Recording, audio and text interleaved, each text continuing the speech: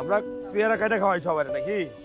এই পেয়ারা যারা ভিডিওটা দেখছেন, এই পেয়ারাটা আপনি কেন খাবেন এটা খুব ইম্পর্টেন্ট। দেখেন আমি বলবো যে ভাই আমার ভিডিও দেখে আমার চেম্বারে যাইতে পারে না নাকি? চেম্বারে জানো কেন? আচ্ছা, আর কি সমস্যা? টাকা পয়সা কম নাকি? আমার চেম্বারে যাবা, green road, green super market 2 তলায়। শুক্রবার করে সময় বেশি করে নিয়ে যাও, টাকা লাগবে না। তো যারা ভিডিওটা দেখছেন, সবচেয়ে মানে আমি যদি বলি যে পৃথিবীতে সবচেয়ে ক্যালসিয়াম সমৃদ্ধ খাবার কোনগুলা, এই একটা পেয়ারা। এই একটা পেয়ারাতে যত ভিটামিন সি আছে, আমি বলবো যে মিনিমাম এই সাইজের 3টা কমলা খাইতে হইব। কিন্তু আমরা তো খাই কমলা, পেয়ারা না খাই, কমলা খাই, আপেল খাই। কেন দেখাই ভাব, আপেল খাওয়া একটা ক্রেডিট, কিন্তু ওটার মধ্যে কি হরমোন আছে? আপেল পয়দা হয় কোথায়?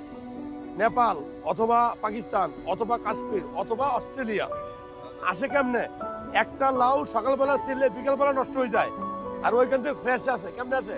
ফরমালিন, প্রিজারভেটিভ দেওয়া। আমি বলবো যে বেশি করে পেয়ারা খাবেন, আপনি খাবেন, আপনার সন্তানকে খাওয়াবেন।